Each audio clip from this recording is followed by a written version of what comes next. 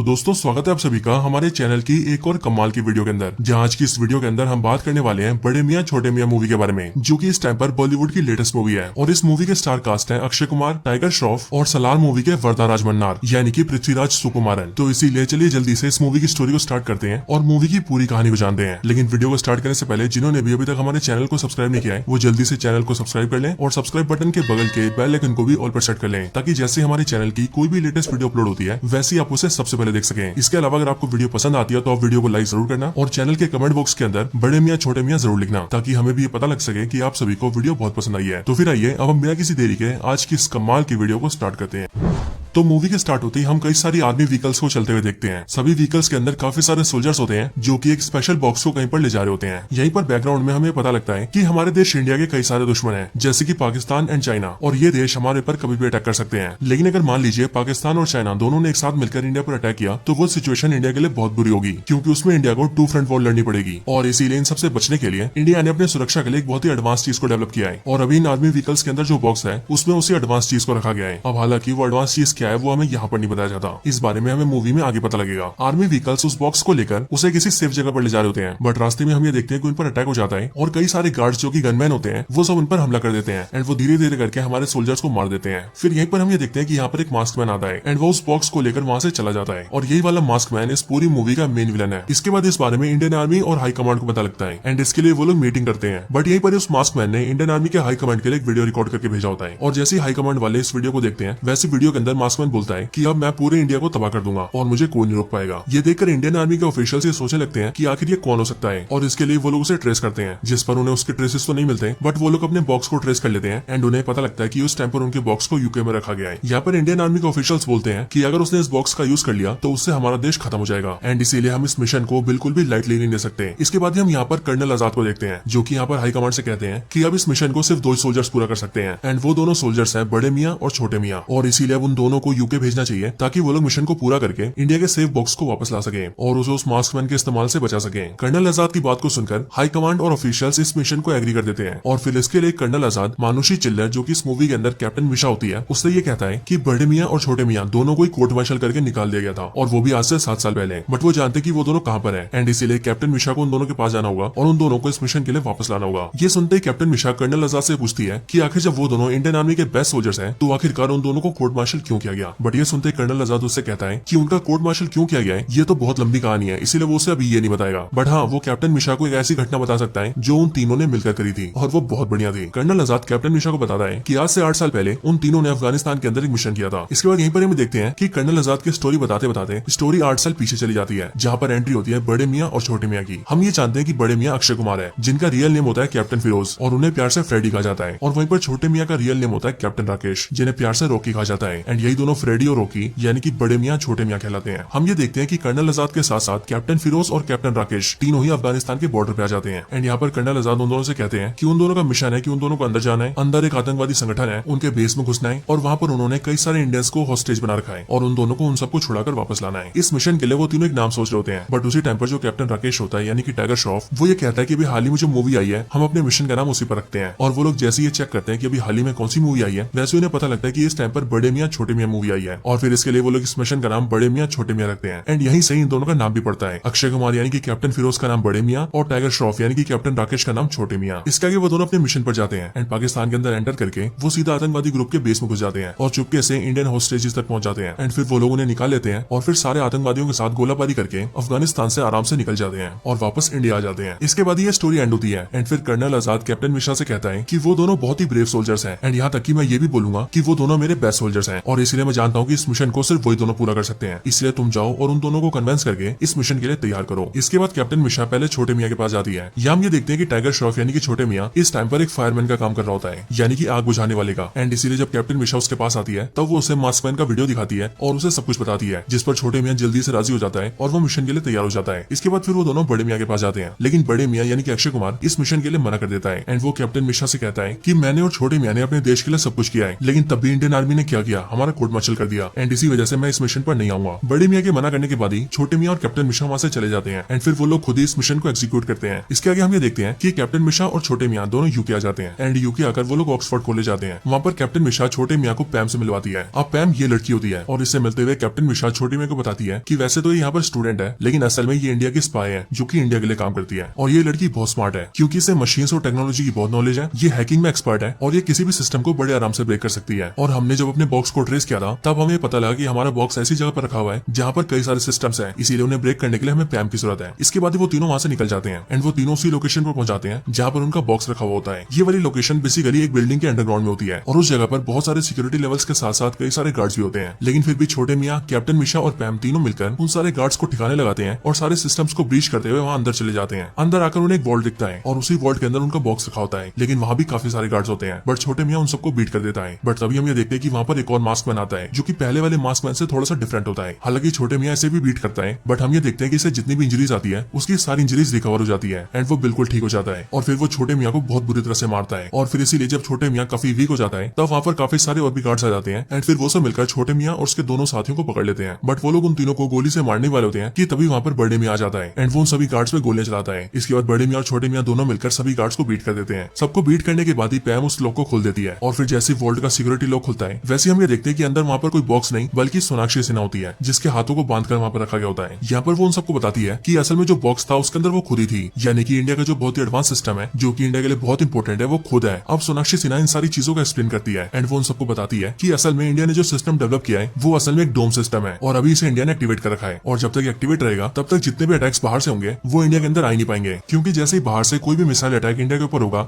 वैसे हमारा डोम सिस्टम उसे बाहर से डीएक्टिवेट कर देगा और वो वेपन या फिर वो मिसाइल इंडिया के अंदर आ ही नहीं पाएगा। लेकिन अब जाहिर है कि जो सिक्योरिटी सिस्टम है उसके डेटा को कहीं पर स्टोर भी करना पड़ेगा, लेकिन अगर उसे किसी हार्ड ड्राइव के अंदर स्टोर किया गया तो वो किसी द्वारा हैक भी किया जा सकता है। एंड इसीलिए इंडियन आर्मी और हाई कमांड ने यह फैसला लिया था कि वो लोग डोम के डेटा को सोनाक्षी सिन्हा के दिमाग में इनक्रिप्ट करेंगे ताकि जब भी जरूरत हो तो सोनाक्षी सिन्हा के दिमाग से कनेक्ट करके वो सभी डोम के डेटा को इनक्रिप्ट और डिक्रिप्ट कर सके। एंड इसी डोम का नाम दिया गया था करण कवच, जो कि इंडिया को हर बाहरी खतरे से बचाता। और इस करण कवच के डेटा को सोनाक्षी सिन्हा के दिमाग में इसलिए डाला गया क्योंकि वो भी इंडियन आर्मी की सोल्जर थी। लेकिन यहाँ पर हम ये देखते हैं कि जब बड़े मियाँ इन सारी बातों को सुनता है तब उसे इन बातों पर शक होता है एंड वो छोटे मियाँ और बाकियों से कहता है कि अगर मास्क मैन को करण कवच का डेटा ही चाहिए था तो वो सिंपली सोनाक्षी सिन्हा के दिमाग से उसे निकाल सकता था और अब तक तो उसे निकालकर सोनाक्षी को मार भी देना चाहिए था। लेकिन उसने ऐसा कुछ भी नहीं किया और बल्कि ऐसा करने की बजाय उसने सोनाक्षी को उस वॉल्ट के अंदर कैद करके रखा और देखने से तो ऐसा लग रहा है कि वो हमारे आने का इंतजार कर रहा था। यहाँ पर ये लोग ये बातें कर ही होते हैं कि तभी उन पर एक सडन अटैक होता है एंड तभी हम ये देखते हैं कि वो मास्क मैन यानी कि वही बंदा जिसने सोनाक्षी को उठाया था वो यहाँ पर अपनी टीम के साथ आता है और वो बड़े मियाँ, छोटे मियाँ और बाकी सबको लेकर कैप्चर कर लेता है और उन सबको अपनी जगह पर ले जाता है। यहाँ पर वो उन सभी को चेन से बांध देता है एंड फिर इसके बाद ही वो बड़े मियाँ और छोटे मियाँ के सामने आता है और अपने मास्क को हटाता है। एंड देन फिर बड़े मियाँ और छोटे मियाँ जानते हैं कि वो पर्सन और कोई नहीं बल्कि कबीर है जो कि उनका पहले दोस्त हुआ करता था। और यहाँ पर मास्क मैन यानी कि कबीर बड़े मियाँ और छोटे मियाँ से कहता है कि ये सब उसने उन दोनों से बदला लेने के लिए किया है। यहाँ पर इन दोनों से थोड़ी बातें करने के बाद ही मास्क मैन यानी कि कबीर डॉक्टर मिश्रा से कहता है कि मैं जानता हूँ कि तुम्हें यहाँ पर कुछ भी समझ नहीं आ रहा होगा और तुम ये सोच रही होगी कि आखिर ये सब चल क्या रहा है। और फिर इसीलिए कबीर डॉक्टर मिश्रा को सब कुछ समझाता है। अब स्टोरी आज से 7 साल पीछे जाती है जहाँ पर हम ये देखते हैं कि बड़े मियाँ, छोटे मियाँ और कबीर तीनों ही दोस्त होते हैं। जहाँ पर बड़े मियाँ और छोटे मियाँ तो सोल्जर्स होते हैं, लेकिन जो कबीर होता है वो एक बहुत ही बड़ा बिजनेसमैन होता है जो कि यूके से अपने बिजनेस को ऑपरेट करता है और वो बेसिकली इंडियन आर्मी के लिए वेपन्स बनाता है। यहाँ पर हम ये देखते हैं कि कबीर इंडिया में आता है एंड वो यहाँ पर आकर सबसे मिलता है और इंडियन आर्मी और हाई कमांड के साथ मीटिंग करता है और फिर यहाँ पर ही वो अपने एक बड़े प्रोजेक्ट को रिवील करता है। इस मीटिंग के अंदर बड़े मियाँ, छोटे मियाँ, कर्नल आजाद, आर्मी जनरल और हाई कमांड के काफी मेंबर्स होते हैं। एंड इसी मीटिंग के अंदर कबीर ये खुलासा करता है कि वो 15 सालों से एक प्रोजेक्ट के ऊपर काम कर रहा था और उस प्रोजेक्ट का नाम है सोल्जर एक्स। और इसी सोल्जर एक्स को एक्सप्लेन करते हुए वो सबसे कहता है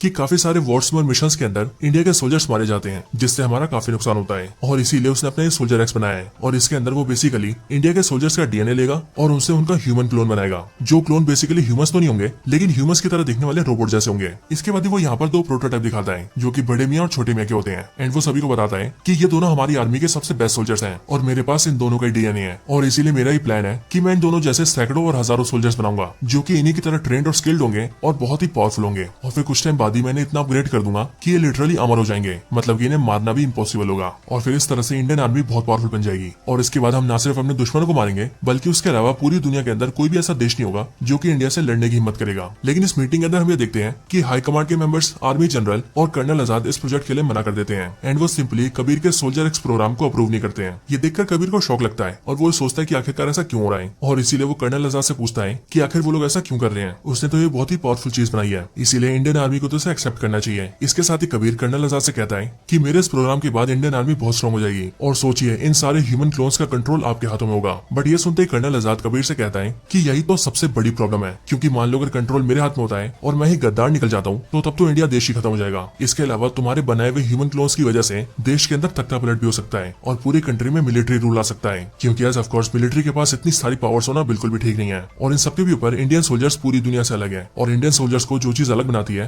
वो है हमारा जमीर, क्योंकि हमारे सोल्जर्स के अंदर इंसानियत है और इसीलिए हम दूसरे देश के सोल्जर्स को भी एक सोल्जर की तरह ट्रीट करते हैं। हम मरते हुए इंसान को भी पानी पिलाते हैं। लेकिन तुम्हारे सोल्जर एक्स के अंदर जितने भी क्लोन्स बनेंगे वो तो इंसान ही नहीं होंगे, इसीलिए उनके अंदर कोई जमीर कोई सिद्धांत नहीं होंगे और इसीलिए ये चीज ना तो हमारे देश के लिए ठीक है और ना ही ह्यूमैनिटी के लिए। इसीलिए तुम इस प्रोजेक्ट को बंद कर दो और कल तक इसकी रिपोर्ट हमारे सामने रखो, और अगर तुमने इसे बंद नहीं किया तो हम स्ट्रिक्टली इसे बंद करवा देंगे और सब चीजों को सीज कर लेंगे। ये सुनकर कबीर को बहुत गुस्सा आता है और इसीलिए वो कर्नल आजाद के ऊपर अटैक करने की कोशिश करता है। बट ये देखते ही बड़े मियाँ और छोटे मियाँ उसे पकड़ लेते हैं और उसे नीचे पटक देते हैं एंड फिर उसे वार्निंग देकर छोड़ देते हैं।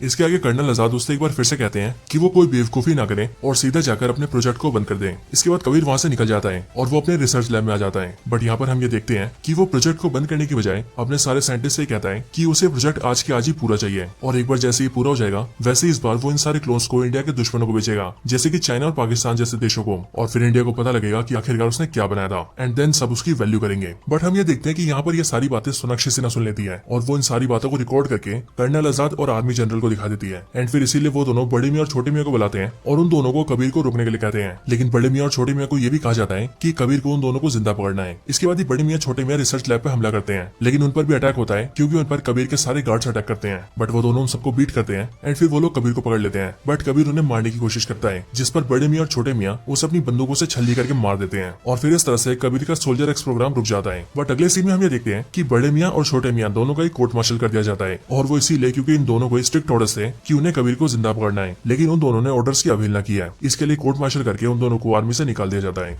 इसके बाद ये पूरी स्टोरी एंड होती है, लेकिन स्टोरी खत्म होती है जैसे हम प्रेजेंट में आते हैं तब वहीं पर ही बड़े मियाँ और छोटे मियाँ कबीर से पूछते हैं कि उन दोनों ने तो उसे मार दिया था, तो आखिर वो जिंदा कैसे बचिया। जिस पर कबीर उन दोनों को बताता है कि असल में उसने अपना बॉडी क्लोन तैयार कर रखा था और जब उन दोनों ने उस पर हमला किया था तो उनके अटैक करते ही उसने अपने क्लोन को एक्टिवेट कर दिया और वो खुद वहां से निकल गया था, इसलिए उन दोनों ने जिसे मारा वो उसका क्लोन था। बट कबीर उन दोनों को ये भी बताता है कि उसके क्लोन को बनाने में उसे 15 साल लगे थे और वो उसके लिए उसके बच्चे जैसा था और उसने उसका नाम एकलव्य रखा था, लेकिन उन दोनों ने बड़ी बेरहमी से उसे मार दिया और इसीलिए अब तो वो ना उन दोनों को छोड़ेगा ना ही उनके देश भारत को। इसके बाद ही कबीर यहाँ पर कर्नल आजाद को भी लाता है और हमें पता लगता है कि उसने कर्नल आजाद को कैप्चर कर रखा था एंड फिर यहीं पर ही वो कर्नल आजाद को मार देता है और फिर वो अपने दूसरे मास्कमैन को सामने लाता है और फिर जैसे ही वो सभी अपना मास्क हटाते हैं वैसे ही हमें पता लगता है कि वहाँ पर जो 3 मास्कमैन खड़े थे वो और कोई नहीं बल्कि बड़े मियाँ, छोटे मियाँ और कर्नल आजाद के क्लोन्स थे। उन तीनों को दिखाकर कबीर सभी से कहता है कि अब ये तीनों जो की क्लोन्स है इनको लेकर मैं इंडिया जाऊंगा, करंट कवच को डीएक्टिवेट करूंगा और इनके जरिए पाकिस्तान और चाइना के ऊपर अटैक करूंगा, जिसके रिस्पॉन्स पे वो दोनों देश मिलकर इंडिया पर अटैक करेंगे और फिर इंडिया बुरी तरह से तबाह हो जाएगा।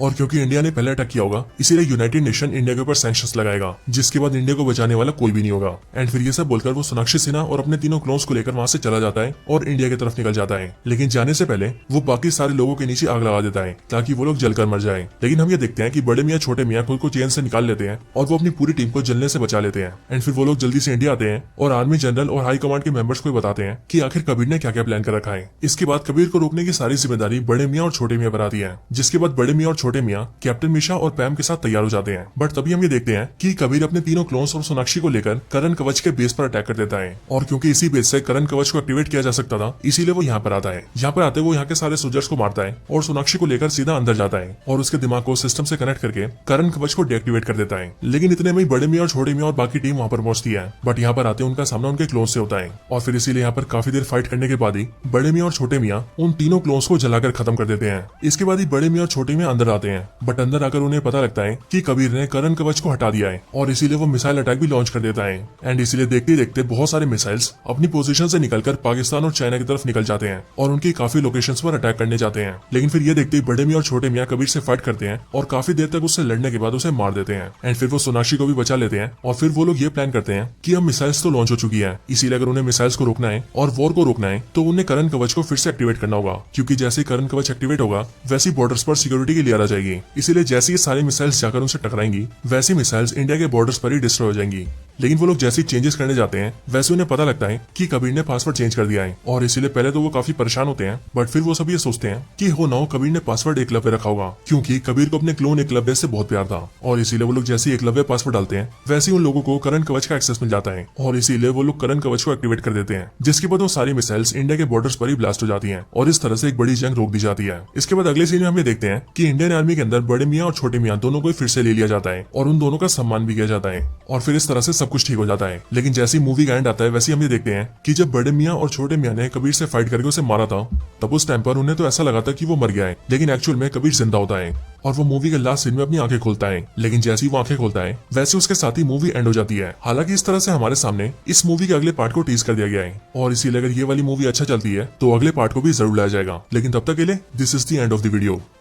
तो दोस्तों यही थी वीडियो बड़े मियाँ छोटे मियाँ मूवी के ऊपर। आप सभी को इस मूवी की स्टोरी और हमारी वीडियो कैसी लगी ये आप मुझे कमेंट्स के अंदर जरूर बताना, और अगर आप सभी का कोई और रिकमेंडेशन हो तो आप वो भी मुझे कमेंट्स के अंदर बता सकते हैं। बाकी वीडियो पसंद आई हो तो इसे लाइक करें, चैनल को सब्सक्राइब नहीं किया तो अभी कभी सब्सक्राइब करें, वीडियो को शेयर करना चाहते हैं तो ज्यादा से ज्यादा शेयर करें, एंड आप सभी इसी तरह से हंसते और मुस्कुराते रहें। मैं मिलता हूँ आपसे ऐसे किसी और बेहतरीन वीडियो में, तब तक के लिए गुड बाय।